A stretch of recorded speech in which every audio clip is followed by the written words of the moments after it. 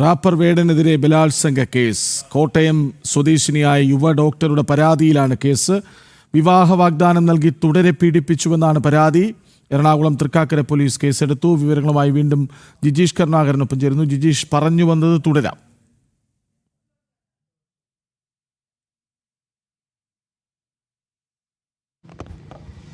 കൃഷ്ണരാജ്, ഇതിൽ ഏറ്റവും പ്രധാനപ്പെട്ട ഒരു കാര്യമെന്ന് പറയുന്നത് ഹിരൺദാസ് എന്ന വേടൻ റാപ്പ് ഗായകൻ തൻ്റെ ഒരു ആരാധകരെ അല്ലെങ്കിൽ ആരാധന മുതലെടുത്തുകൊണ്ട് ലൈംഗിക ചൂഷണം നടത്തി, ബലാത്സംഗം നടത്തി എന്ന അതിഗൗരവകരമായ ഒരു പരാതി തന്നെയാണ് പോലീസിന് മുന്നിൽ ലഭിച്ചിരിക്കുന്നതും അതിൻ്റെ അടിസ്ഥാനത്തിൽ പ്രഥമ വിവര റിപ്പോർട്ട് തയ്യാറാക്കി പോലീസ് അന്വേഷണവുമായി മുന്നോട്ട് പോവുകയും ചെയ്യുന്നത്. ഏതാണ്ട് 2 വർഷത്തോളം 2021 ആരംഭിച്ച് 2023 വരെ തുടർന്ന ലൈംഗിക ചൂഷണം, ലൈംഗിക പീഡനം, ബലാത്സംഗം ആണ് അവിടെ നടന്നിരിക്കുന്നത്. അവിടെ വിവാഹം കഴിക്കാമെന്ന ഒരു വാഗ്ദാനം നൽകിക്കൊണ്ടാണ് ഈ യുവതിയെ നിരന്തരമായി വേടൻ എന്ന ഹിരൺദാസ്, വേടൻ എന്ന അറിയപ്പെടുന്ന ഗാനരംഗങ്ങളിൽ ഒപ്പം തന്നെ സമൂഹ മാധ്യമങ്ങളിലെല്ലാം വേടൻ എന്ന് അറിയപ്പെടുന്ന ഹിരൺദാസ് തുടർച്ചയായി ലൈംഗിക ചൂഷണത്തിന് ഇരയാക്കിയത് എന്ന കാര്യമാണ് പരാതിയിൽ ചൂണ്ടിക്കാണിക്കുന്നത്. ഇൻസ്റ്റാഗ്രാം വഴിയാണ് ഈ യുവതി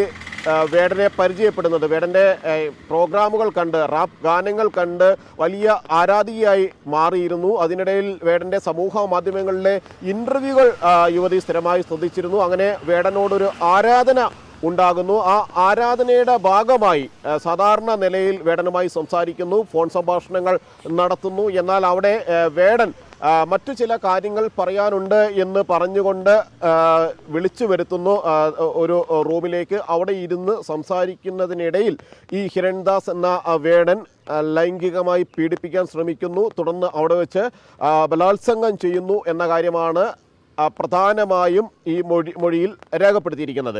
അതോടൊപ്പം തന്നെ തുടർച്ചയായ ഒരു ലൈംഗിക ചൂഷണമാണ് നടന്നിരിക്കുന്നത് എന്ന കാര്യം ഈ യുവതി ആവർത്തിച്ച് പറയുകയും ചെയ്യുന്നുണ്ട്. 2 വർഷത്തോളം പല സ്ഥലങ്ങളിലായിട്ടാണ് ലൈംഗിക ചൂഷണം നടന്നത്. പല സ്ഥലങ്ങളിൽ എന്ന് പറയുമ്പോൾ കോഴിക്കോട് അടക്കം വെച്ച് ഇത്തരത്തിൽ ലൈംഗിക ചൂഷണം നടന്നിട്ടുണ്ട്, ബലാത്സംഗം നടന്നിട്ടുണ്ട്. അപ്പോഴെല്ലാം വിവാഹം കഴിച്ചുകൊള്ളാം എന്ന ഒരു ഉറപ്പ് നൽകി വീണ്ടും ഈ ഒരു ലൈംഗിക ചൂഷണം ആവർത്തിക്കുകയായിരുന്നു, ബലാത്സംഗം ചെയ്യുകയായിരുന്നു എന്ന കാര്യം പരാതിയിൽ കൃത്യമായി തന്നെ രേഖപ്പെടുത്തിയിട്ടുണ്ട്. ഇനിയുള്ള ഒരു പ്രധാനപ്പെട്ട നടപടി എന്ന് പറയുന്നത് വേടൻ എന്ന ഹിരൺദാസിനെ ചോദ്യം ചെയ്യേണ്ടതുണ്ട്.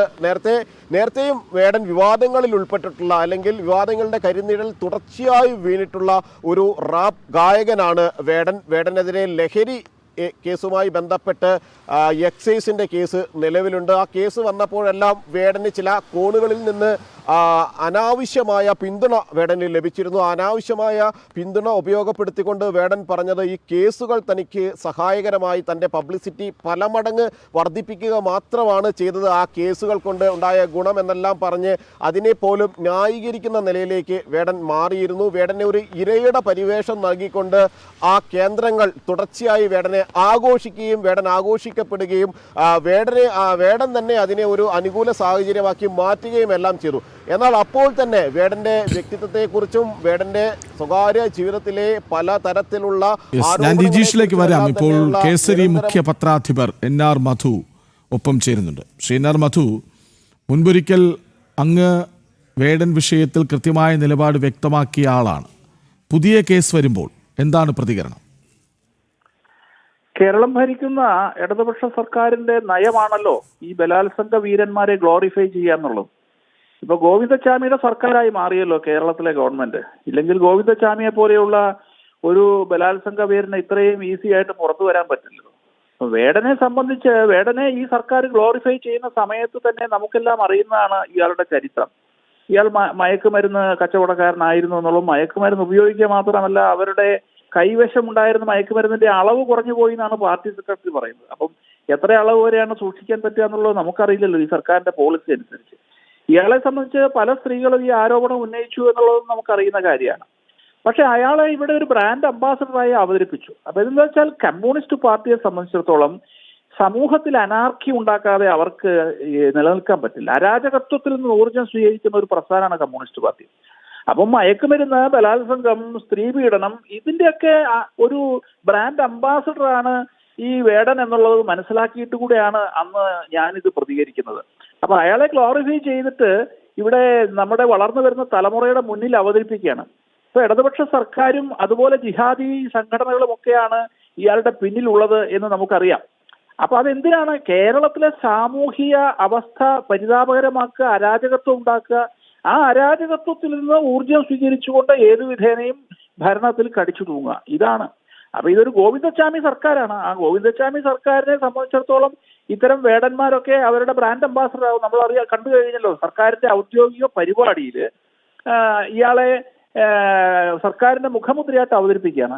നാട്ടിലുള്ള അരാജക സംഘടനകൾക്ക് ഇയാൾക്ക് പുരസ്കാരം കൊടുക്കുകയാണ്. അപ്പോൾ ഇനിയിപ്പോ ഒരുപക്ഷെ നമ്മുടെ ഇവിടുത്തെ ഏതെങ്കിലും ഇടതുപക്ഷ സാംസ്കാരിക സംഘടന ബലാത്സംഗ വീരൻ എന്നുള്ള ഒരു പുരസ്കാരം കൊടുത്താൽ അതിശയമൊന്നുമില്ല. നിരവധി പുരസ്കാരങ്ങൾ ഇപ്പോൾ അയാൾക്ക് കൊടുത്തുകൊണ്ടിരിക്കുകയാണല്ലോ. കേരളത്തിന്റെ സാംസ്കാരിക രംഗത്തിന്റെ പരിതാപകരമായ അവസ്ഥയാണ് നമ്മൾ ഈ കാണുന്നത്. അതുമാത്രമേ ഇത്തരം കാര്യങ്ങളെക്കുറിച്ച് പ്രതികരിക്കാനുള്ളൂ. ശ്രീ മധു, അതായത് ഇപ്പോൾ ആരാധികയായ യുവതിയാണ് പരാതി നൽകിയിരിക്കുന്നത്. പോലീസ് കേസെടുത്തു.